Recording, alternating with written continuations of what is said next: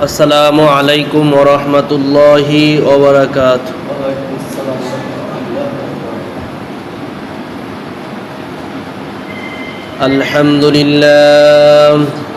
আলহামদুলিল্লাহিল্লাযী হাদানা ইলা সিরাতিন মুস্তাকিম।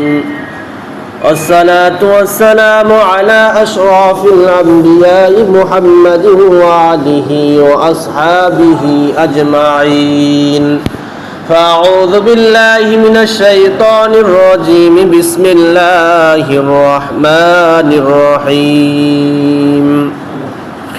مثل الذين ينفقون أموالهم في سبيل الله كمثل حبة أنبتت 7 سنابل في كل سنبلة 100 حبة والله يضاعف لمن يشاء والله واسع عليم. ما كان محمد أبا أحد من رجالكم ولكن رسول الله وخاتم النبيين وكان الله بكل شيء عليما. إن الله وملائكته يصلون على النبي يا أيها الذين آمنوا صلوا عليه وسلموا تسليما. اللهم صل على سيدنا مولانا محمد وعلى آله سيدنا شافعنا محمد. اللهم صل على سيدنا مولانا محمد وعلى آل سيدنا شافعنا محمد. بلغ العلا بكماله كشف الدجى بجماله حسنت جميع خصاله صلوا عليه وآله.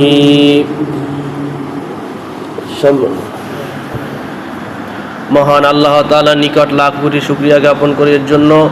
মহান আল্লাহ তাআলা রব্বুল আলামিন আমাকে আপনাকে ঈদুল আজহার দিনে ঈদগাহর ময়দানে এসে বসার মতো তৌফিক দান করে সবাই বলি আলহামদুলিল্লাহ। আরও লাখ কোটি শুকরিয়া জ্ঞাপন করি এর জন্য মহান আল্লাহ তাআলা রব্বুল আলামিন আমাকে আপনাকে কুরআন এবং হাদিসের আলোচনা শোনার মতো তৌফিক দান করে সবাই আলহামদুলিল্লাহ। আরও লাখ কোটি শুকরিয়া জ্ঞাপন করি এর জন্য মহান আল্লাহ তাআলা রব্বুল আলামিন আমাকে আপনাকে পেয়ারা নবী হযরত মুহাম্মদ মুস্তাফা সাল্লাল্লাহু আলাইহি ওয়াসাল্লাম উম্মত করে তৈরি করেছে আলহামদুলিল্লাহ। সম্মানিত হাজিরিন, আজকের আমার আলোচনার বিষয় হচ্ছে দান এবং সদকা। মহান আল্লাহ তাআলা রব্বুল আলামিন সূরাতুল বাকারায় বলেছেন যে মাসালুল লাযিনা ইউনফিকুনা আমওয়ালাহুম ফি সাবিলিল্লাহ, যারা আল্লাহর পথে নিজেদের সম্পদকে ব্যয় করে তাদের উদাহরণ একটি বীজের মতো যার 60টি শীষ উৎপন্ন করে, প্রতিটি শীষে 100 দানা থাকে। আল্লাহ যাকে 4 গুণ বৃদ্ধি করে দেন। মূল কথা হচ্ছে আল্লাহর রাস্তায় যদি কেউ 1 টাকা দান করে তাহলে আল্লাহ তাআলা 10 নেকি দান করে। মানে আল্লাহর কাছে 1 বলতে কোনো কিছুই নাই। যদি 1 টাকা দান করা হয় তাহলে তাকে 10 টাকা দান করেন, মানে 10টা নেকি দান করে। যদি আপনি 10 টাকা তাহলে 100 দিলে আবার কত হবে? 700। এই পরিমাণ দানের সব দান করে থাকেন। সুবহানাল্লাহ। যদি আল্লাহর রাস্তায় আপনি আপনার সম্পদ যদি ব্যয় করেন তাহলে আপনার কয়টা লাভ? 5টা লাভ। কয়টা লাভ হবে? 5টা লাভ হবে। যদি আপনার ধন সম্পত্তি থেকে আল্লাহর রাস্তায় যদি দান করে তাহলে আপনার 5টা লাভ। 1 নম্বরে হচ্ছে আল্লাহ আপনার মালিকের ভিতর, মানে কি আপনার যে মাল আছে, সম্পদ আছে, সেইগুলোর উপর বরকত নাজিল করবেন। কি দেবে আল্লাহ তাআলা? বরকত দিবেন। যদি আমরা অনেকেই কথা বলে থাকি যে আমার ঘরে সংসারে কোনো শান্তি নেই, আমি মাসে 50,000 টাকা 1 লাখ টাকা ইনকাম করি, তারপরও সংসারের মধ্যে শান্তি হয় না। এর কারণ কি? আপনার যে সম্পদগুলো আছে আপনি সঠিকভাবে হালালভাবে ইনকাম করতে পারতেছেন না, যার কারণে আপনি দেখেন যে 50 ইনকাম করেন, আবার মাস গেলে শেষ হয়ে যায়।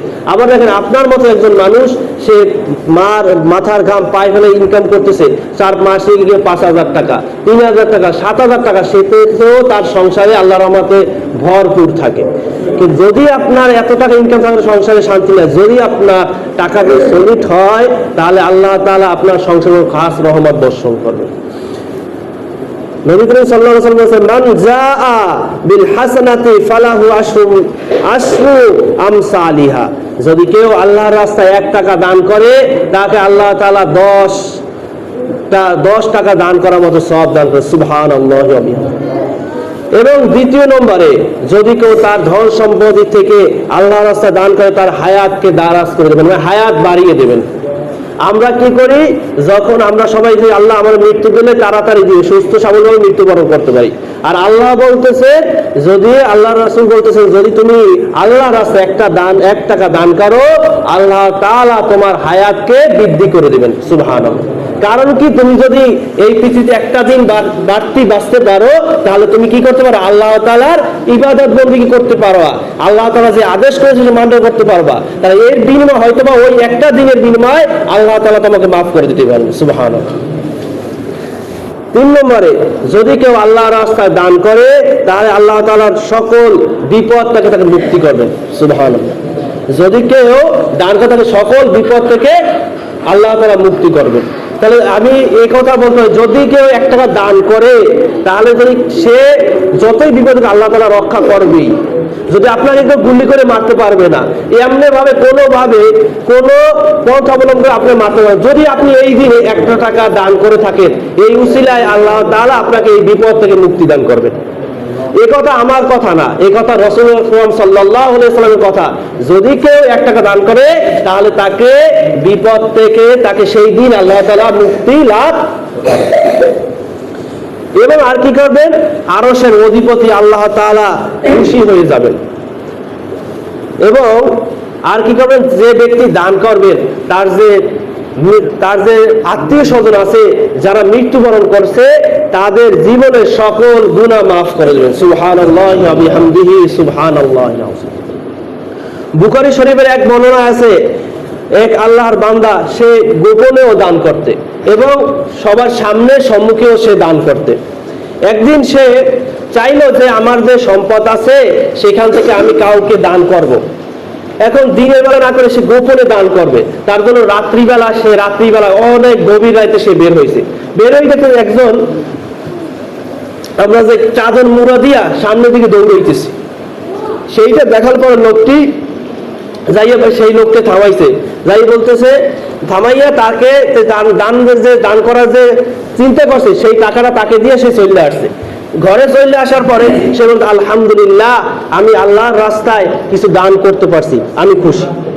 সেই কথা বললা সে বাড়ি আইসা সকালবেলায় এলাকাবাসী কথাবার্তা শুরু করে দিছে, যে ব্যক্তি রাত্রে দান করলো, সে ব্যক্তি একটি চোরকে দান করেছে। আমরা সাধারণত যদি কেউ কিছু করে আমরা পিছনে সমালোচনা করি, এরকম ওই সময় লোক ছিল, তারা ওইরকম বলতেছে যে দান করলো, সে দানটা করছে কাকে? চোরকে। এই কথা শুননা লোকটি আবার নিয়ে করে, আল্লাহ, আমি আবার কি করব? আল্লাহ রাস্তায় দান করব। সে আবার রাত্রিবেলা বের হয়ে গেলেন। বের হইয়া রাত্রি গভীর রাতে বের হয়ে দেখতেছেন একজন মহিলা, প্রতিটা মহিলা সে রাস্তা দিয়ে যাইতেছে, তাকে টাকা দিয়ে দান করে দিয়ে চলে আসেন। আলহামদুলিল্লাহ, আমি আল্লাহর রাস্তায় দান করে আসি। সে পরের দিন আবার দেখে এলাকাবাসী কথা বলতেছে যে যাকে দান করছে সে যখন প্রতিটা তাকে সে দান করে আসছে। এই কথা শোনার পর সে আবার চিন্তা করলো যে না, আমি আবার আল্লাহর রাস্তায় আবার দান করব। সেই দান করার উদ্দেশ্যে রাত্রিবেলা গভীর রাতে সে বের হয়েছে। যাইয়া সে একজন ভদ্রলোককে টাকা দিয়ে চলে আসছে। এখন আসার পর রাত্রিবেলা সে ঘুম দেওয়ার পরে সে স্বপ্নে দেখতেছে, মানে এলাকাবাসী আবার কথা বলতেছে যে ব্যক্তিকে দান করা হয়েছে সেই ব্যক্তি হচ্ছে বড় লোক, মানে অনেক ধন সম্পত্তির মালিক, তাকে দান করে দিয়েছে। এখন এই কথা শোনার পর যে কোনো মানুষের মন খারাপ হইতে পারে যে আমি প্রথমবারে দিয়ে আসলাম, একজন কাকে দিয়ে আসলাম, চোরকে টাকা দিয়ে আসলাম, আবার পরের দিন দিয়ে আসলাম একজন কোটি টাকা, একজন খারাপ মহিলাকে দান করে দিয়ে আসলাম, তৃতীয় দিন আবার টাকা দিলাম, সেটাও দিয়ে আসলাম কাকে, একজন বড় লোককে, তাহলে আমার দানের কি ফজিলত লইল? সে এই কথা চিন্তা করতে করতে সে ঘুমাই পড়লো।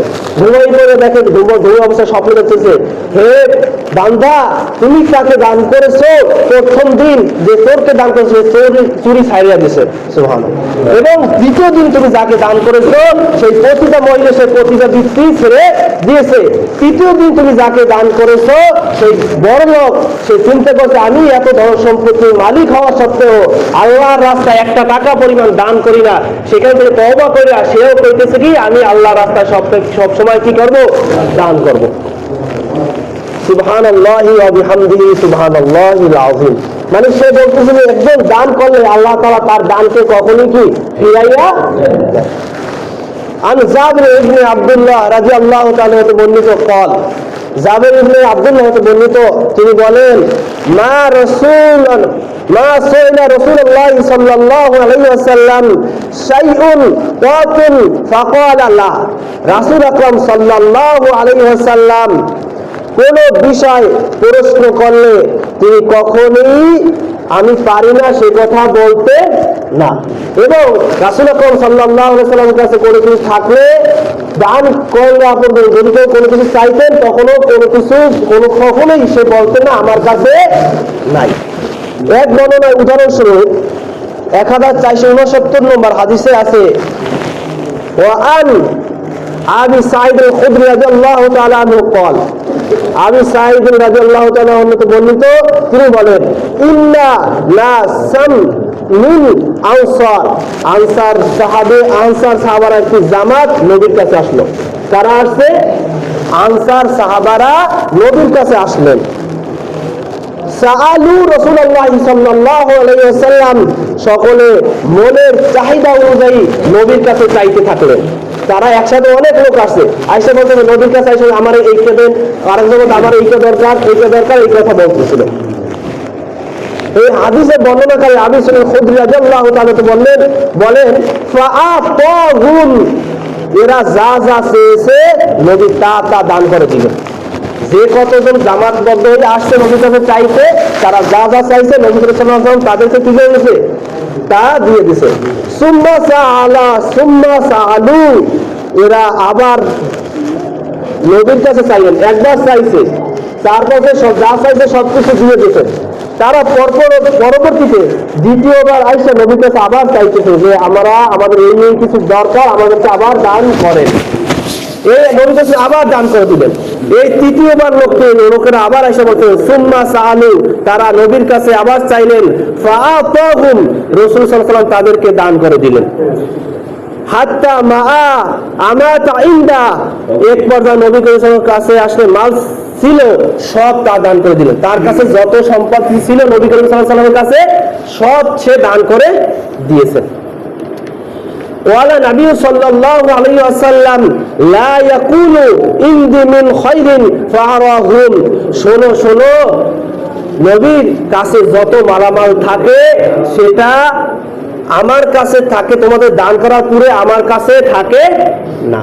তো আমার কাছে যা কিছু থাকে সবকিছু আল্লাহর কাছে আমি তোমাদেরকে দান করে দিয়েছি। তার নবী করিম সাল্লাল্লাহু আলাইহি ওয়াসাল্লাম এমন একজন মানুষ যে তার কাছে যে সম্পদ আছে মানুষের কল্যাণে সবকিছু দান করে দিয়েছে।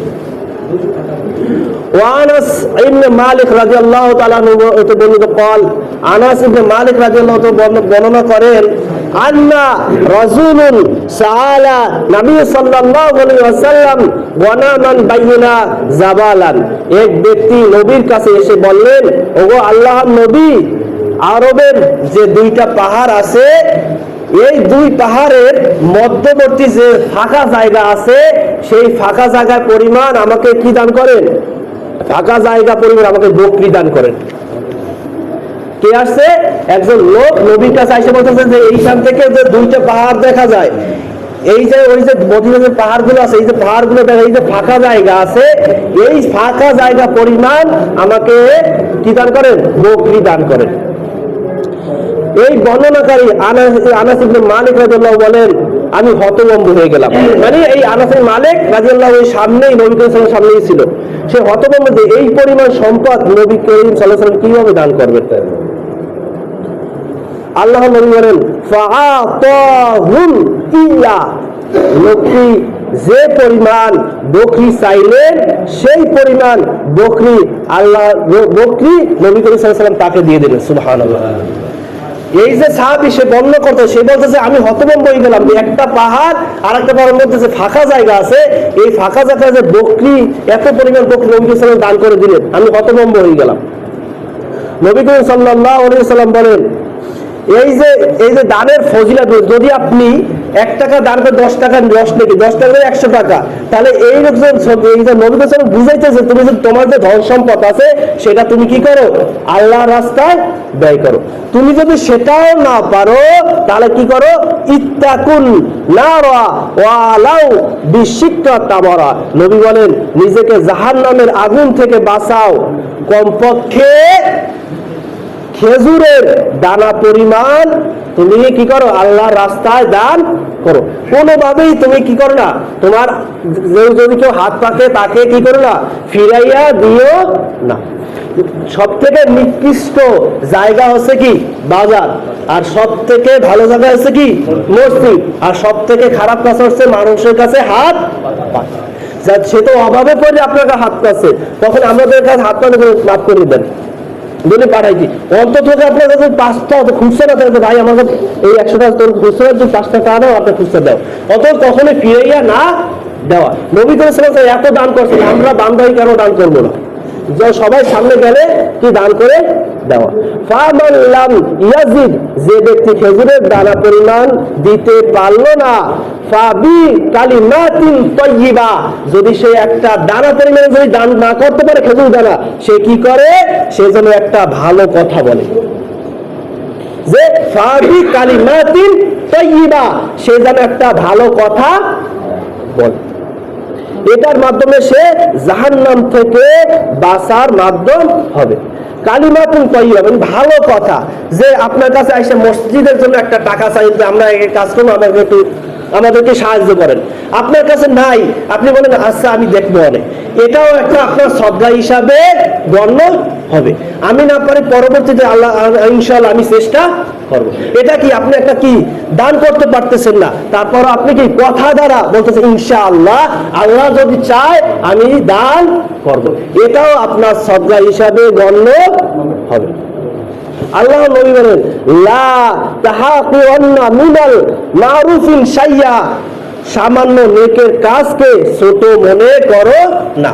আপনি মনে করতেছেন আমি ছোট একটা জিনিস 1 টাকা দান করি, এটা কেমন দেখায়, এটাকে তুমি নবী বলতেছেন যে লা তাহাকিরান্না মিনাল মারুফিন শাইয়া, সামান্য নেকের কাজকে ছোট করে দেখো না।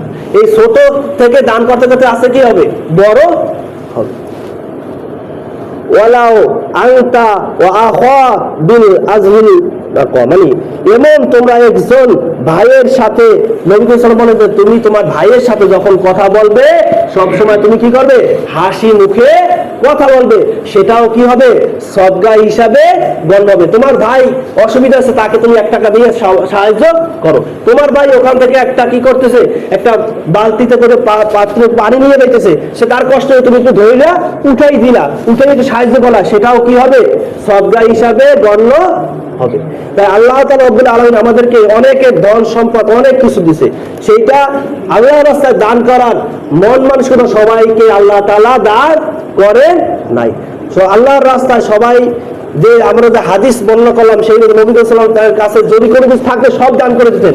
আমাদের উচিত আমাদের সাধ্য মতো সকল আল্লাহর রাস্তায় দান করা। মহান আল্লাহ রব্বুল আলামিন আমাকে আপনাকে এর উপর আমল করার মতো তৌফিক দান করেন।